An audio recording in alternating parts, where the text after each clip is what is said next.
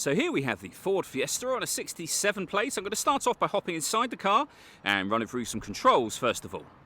Just briefly before we climb inside the car, I think it's well worth seeing the boot space. You can also see we have reversing sensors there.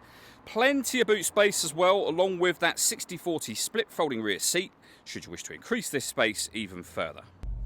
Okay, now that we're inside the car, we're going to start with the dials. On the left-hand side, we have the rev counter. On the right-hand side, the speedometer.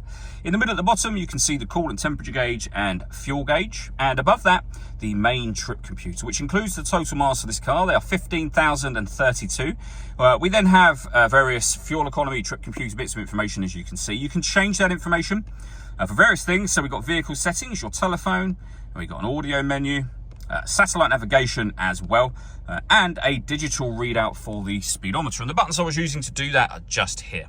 We have phone and stereo controls beneath that. Stereo controls continue on the left, along with cruise control and speed limiter. Once you set cruise control, if you hit this button just here, this car is able to maintain its own distance between itself and the car in front. Over in the center, we then have the main touch screen. So we're on the audio menu at the moment, where you can see we've got AM, FM and DAB radio, Bluetooth audio as well.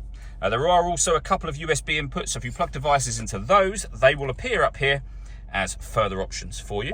We can come back out to the home screen where you'll be able to add your phone.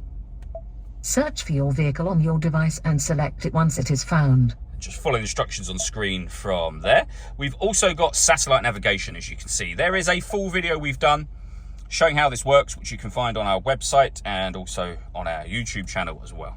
Working our way down, we have the climate control. So you can adjust the fan speed, the temperature, the direction the air is being distributed in. The air conditioning is on at the minute, so that's off, back on again, or hit auto. The car will now take control of the fan speed and direction of the air to maintain this temperature. You can override that manually, and you'll see auto has now gone off. With a heated rear screen, a proper heated front screen, a heated steering wheel, and heated driver and passenger seats, both of which have 3 heat settings each, compared to just the 1 heat setting for the screen and the steering wheel, of course.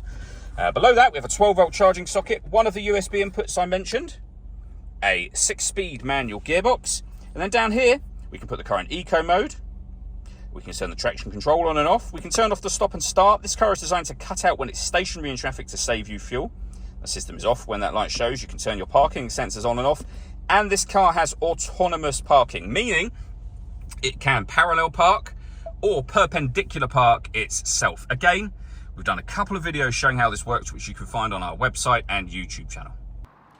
All that leaves me to say is thank you for taking the time to watch this video. If you'd like to come and see this ULEZ compliant car for yourself and have a test drive, please feel free to call either of our MJA sites. We'd love to hear from you soon.